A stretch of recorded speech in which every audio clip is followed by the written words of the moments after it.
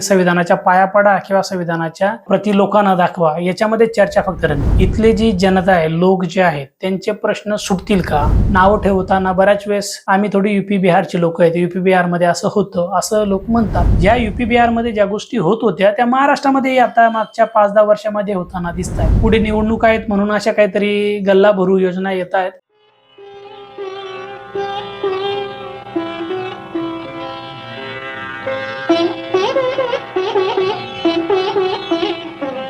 पुढच्या काही महिन्यांमध्ये महाराष्ट्रामध्ये राज्याच्या निवडणुका होणार आहेत आणि त्या निमित्तानं आता समाजामध्ये बऱ्यापैकी चर्चा चालू आहे की कुठला पक्ष निवडून येईल, कुठला पक्ष नाही येणार, आणि याविषयी बऱ्याच वेळा लोक त्यांची मतं मांडताना दिसतात. मला एक इतिहासाचा अभ्यासक म्हणून असं वाटतं की कुठला पक्ष निवडून येईल आणि कुठला पक्ष निवडून येणार नाही याच्यापेक्षा महाराष्ट्राचं भवितव्य काय असेल याचा आपण जास्त विचार केला पाहिजे. नाहीतर अलीकडे असं झालेलं आहे की संविधानाच्या पाया पडा किंवा संविधानाच्या प्रति लोकांना दाखवा, याच्यामध्ये चर्चा फक्त रंगते. मला सगळ्यात जास्त महत्त्वाचं वाटतं की संविधानाची अंमलबजावणी होऊन इथले जी जनता आहे, लोक जे आहेत, त्यांचे प्रश्न सुटतील का? फक्त लोकांना संविधान दाखवल्यामुळे आणि संविधानाच्या पाया पडल्यामुळे ते होत नाही. संविधानाची अंमलबजावणी होण्यासाठी, संविधान घरोघरी जाण्यासाठी संविधान संवादक नावाची जशी प्रक्रिया आपल्या महाराष्ट्रामध्ये काही लोकांनी सुरू केलेली, तशा गोष्टी काही झाल्या पाहिजे. म्हणजे ठोस पातळीवर काहीतरी झालं पाहिजे. म्हणून मला कुठला पक्ष निवडून येईल आणि कुठला पक्ष हरेल याच्यामध्ये जास्त रस नाहीये. लोकांचं भविष्य काय राहील याच्यामध्ये मला जास्त रस आहे. असं का म्हणतोय मी? कारण आपल्याकडे महाराष्ट्रीयन लोकांना असा एक काय म्हणूयात अभिमान राहिलेला आहे की आम्ही महाराष्ट्रीयन आहेत, आम्ही महाराष्ट्रीयन आहोत, म्हणजे आमच्याकडे सगळं काही चांगलं आहे. आणि मग नाव ठेवताना बऱ्याच वेळेस आम्ही थोडी युपी बिहारची लोक आहेत, युपी बिहारमध्ये असं होतं असं लोक म्हणतात. मारामार्या, बलात्कार किंवा विरोधी पक्षाच्या लोकांना उचलून घेणे महाराष्ट्राच्या कल्चरमध्ये असं होत नाही, हे युपी बिहारच्या कल्चरमध्ये होतं असं जे म्हटलं जात होतं ते मला म्हणावं तेवढं आता खरं वाटत नाही. कारण ज्या युपी बिहारमध्ये ज्या गोष्टी होत होत्या त्या महाराष्ट्रामध्ये आता मागच्या 5-10 वर्षामध्ये होताना दिसत आहेत. म्हणून फक्त युपी बिहारच्या नावाने बोटं मोडणे आणि महाराष्ट्रात असं काही होत नाही असं म्हणत त्याकडे दुर्लक्ष करणं हे महाराष्ट्रासाठी, महाराष्ट्राच्या भविष्यासाठी अजिबात चांगलं नाही. मागच्या 10 वर्षातला जर महाराष्ट्राचा जर आपण अभ्यास केला तर असं दिसतं की महाराष्ट्रामध्ये मागच्या 10 वर्षामध्ये जातीय ताणतणाव, धार्मिक विद्वेष खूप मोठ्या प्रमाणात वाढलेला आहे. विशेषतः आता हिंदू, मुस्लिम, मराठा, ओबीसी, दलित विरुद्ध सवर्ण असे जे ताणतणाव निर्माण होत आहेत त्या ताणतणावांमुळे महाराष्ट्रातलं सामाजिक आरोग्य, बौद्धिक आरोग्य आणि लोकांचं भविष्य हे काहीसं काय म्हणूयात संकटात आलेलं आहे. आणि याच्या विरोधात जर आपल्याला काम करायचं असेल तर फक्त निवडणुकांमध्ये कोण जिंकेल आणि कोण हरेल याची चर्चा करण्यापेक्षा पुढच्या 50 वर्षामध्ये महाराष्ट्रामध्ये आपण काय काय केलं पाहिजे ही चर्चा आपण करणं अत्यंत महत्त्वाचं आहे. आणि म्हणून मला त्या गोष्टींमध्ये रस आहे. असं जरी मी म्हणत असलो तरी निवडणुका सुद्धा तेवढ्याच महत्त्वाच्या आहेत. म्हणून निवडणुकांमध्ये अशी लोक निवडून येणं गरजेचे आहेत की जे महाराष्ट्रामध्ये जातीवादी, धर्मांध, स्त्रीविरोधी राजकारण करणार नाहीत.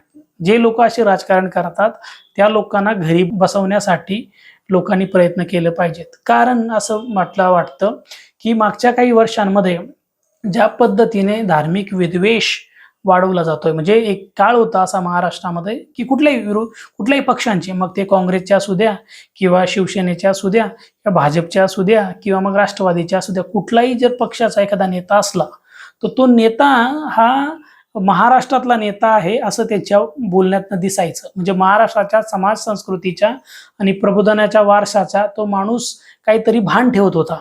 अलीकडच्या काळामध्ये अनेक राजकीय पक्षांमध्ये असे लोक पदाधिकारी झालेले आहेत, प्रसार माध्यमांकडे येतात आणि बोलतात की ज्यांना महाराष्ट्राचा जो वैचारिक वारसा आहे, म्हणजे जो फुले, आंबेडकर, शाहू हा असा एकीकडे वारसा आहे, तो दुसरीकडे रानडे, टिळक, आगरकर यांचा जो वारसा आहे तो वारसा हा महाराष्ट्राचाच वारसा होता का, असा अलीकडच्या काळामध्ये आपल्याला विचार करायला लागतोय. कारण की ज्या पातळीवर लोक बोलतात, म्हणजे इतिहासाविषयी धादांत खोटेपणा त्याच्यानंतर एका विशिष्ट समूहाविषयी, मग तो जातीय असू द्या किंवा धार्मिक असू द्या, त्याच्याविषयी एकदम द्वेष आणि विखारी बोलणं हे महाराष्ट्रात दिवसेंदिवस हे खूप वाढत चाललेलं आहे. आणि त्याच्यामुळे महाराष्ट्राची जी प्रगती होत होती ती काही खुंटलेली आहे. आता दुसरा मुद्दा असा आहे की एक काळ होता की देशाच्या राजकारणामध्ये महाराष्ट्र आपला हा अग्रणी होता. म्हणजे देशाला दिशा देण्याचं काम महाराष्ट्र करायचा. म्हणजे जे म्हणतात ना, जेव्हा जेव्हा हिमालय संकटात होता तेव्हा तेव्हा सह्याद्री धावून जायचा. ते खरं होतं, काही अंशी ते खरंच होतं. कारण आपल्याला दिसतं की देशामध्ये ज्या अनेक महत्वाच्या ज्या योजना राबवल्या गेल्या त्याच्यातल्या अनेक काही योजना ज्या आहेत त्या पहिल्यांदा महाराष्ट्र राज्याने आपल्या राज्यामध्ये अवलंबल्या होत्या आणि मग ते केंद्र शासनाला त्या योजना चांगल्या वाटल्यात आणि मग त्या केंद्र शासनाने त्या स्वीकारून पूर्ण देशाला लावल्यात. म्हणजे महाराष्ट्रामध्ये ज्या योजना निर्माण झाल्या त्यानंतर केंद्राने संपूर्ण देशाला लावल्यात, असा हा महाराष्ट्राचा वारसा होता. मग तो रोजगार हमी वरचा कायदा असू द्या किंवा मग तो नंतर महिला धोरणाचा असू द्या किंवा मग माहिती अधिकाराचा असू द्या किंवा मग इतर जे कायदे आहेत ते असू द्या, या सगळ्यांच्या बाबतीत महाराष्ट्र पुढे होता. आज मात्र आपल्याला काय दिसतं, मागच्या 5-10 वर्षामध्ये महाराष्ट्रात असे कायदे तर महाराष्ट्रातले राजकारणी सत्ताधारी करतच नाही, परंतु जे केंद्राने केलेले कायदे आहेत आणि जे काही अंशी महाराष्ट्राच्या हिताचे पण नाही आहेत अशा कायद्यांची अंमलबजावणी होते किंवा मग अशा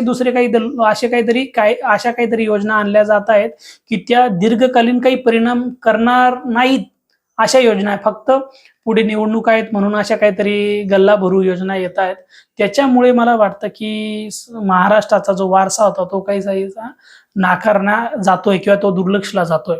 अशा वेळेस महाराष्ट्राचा एक नागरिक म्हणून ही एक माझी जबाबदारी मला वाटते की महाराष्ट्राचा वैचारिक वारसा कोणता आहे हे आपण जनतेला सांगावं. जनतेने महाराष्ट्राचा वैचारिक वारसा कोणता आहे हे स्वीकारून महाराष्ट्राचा वैचारिक वारसा असलेले लोक, महाराष्ट्राचा हिताचा विचार करणारी लोक आणि महाराष्ट्रामध्ये सामाजिक आरोग्य हे चांगलं राहील असा विचार करणारे जे लोक आहेत त्या लोकांना आपण निवडून दिलं पाहिजे. आणि तशा लोकांना निवडून नुसतं देऊन चालणार नाही. पुन्हा त्या लोकांना निवडून दिल्यानंतर त्या लोकांवर सामाजिक चळवळींच्या माध्यमातून त्यांच्यावर आपण थोडं प्रेशरही ठेवलं पाहिजे. नाहीतर मग बऱ्याच वेळेस आपल्याला असं दिसतं की लोक काय करतात की निवडणुका आल्यात त्यावेळेस मतदान देतात आणि नंतर मग जे आधीचे विरोधी ते सत्ताधारी होतात आणि मग पुन्हा सत्तेचं ते सगळं गणित चालवतात.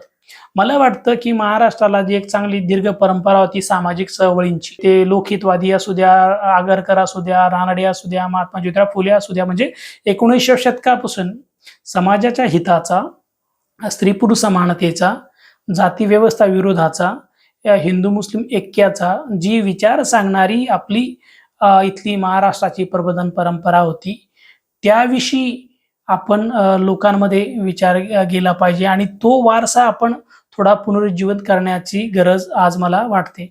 आणि दुसरा एक या संदर्भातला अत्यंत महत्वाचं एक मला मुद्दा नोंदवायचा आहे तो असा की एक काळ होता जेव्हा महाराष्ट्र स्त्रियांच्या प्रश्नांच्या संदर्भात संपूर्ण देशाला मार्गदर्शन करत होता. आजही सावित्रीबाई फुले यांच्या निमित्ताने संपूर्ण देशभरामध्ये स्त्रियांच्या प्रश्नाची चर्चा होते. पंडिता रखमाबाई राऊत, ताराबाई शिंदे यांची नावं घेऊन लोक चर्चा करतात. पण आज सद्यस्थितीतला महाराष्ट्रामध्ये आपल्याला असं दिसतंय की मागच्या काही वर्षांमध्ये स्त्रियांविषयी होणारे जे अन्याय अत्याचार आहेत, म्हणजे काल परवा ठाणे मुंबईमध्ये झालेली घटना आणि मागच्या वर्षी पुण्यामध्ये झालेली घटना आणि अशा वाढत असलेल्या घटना, या सावित्रीबाई फुले आणि महात्मा ज्योतिराव फुले यांचा जो महाराष्ट्र आहे त्या महाराष्ट्रावरच्या कलंकाच्या गोष्टी आहेत. आणि म्हणून या अशा ज्या सामाजिक समस्या आहेत, स्त्रियांच्या समस्या आहेत, त्या समस्या सुद्धा निवडणुकांच्या राजकारणामध्ये आपण आणल्या पाहिजेत आणि त्याच्याविषयी काही ठोस धोरण शासनकर्ते म्हणून निर्माण करतील अशी आपण भूमिका घेतली पाहिजे आणि त्या धोरणाची अंमलबजावणी चांगल्या पातळीवर होईल असं नागरिक म्हणून, सामाजिक चळवळींचे कार्यकर्ते म्हणून आपणही सुद्धा ती जबाबदारी घेतली पाहिजे असं मला वाटतं. म्हणून सगळ्या महाराष्ट्राच्या नागरिकांनी जागल्या म्हणून येणाऱ्या निवडणुकांमध्ये सहभाग नोंदवला पाहिजे असं मला वाटतं. धन्यवाद.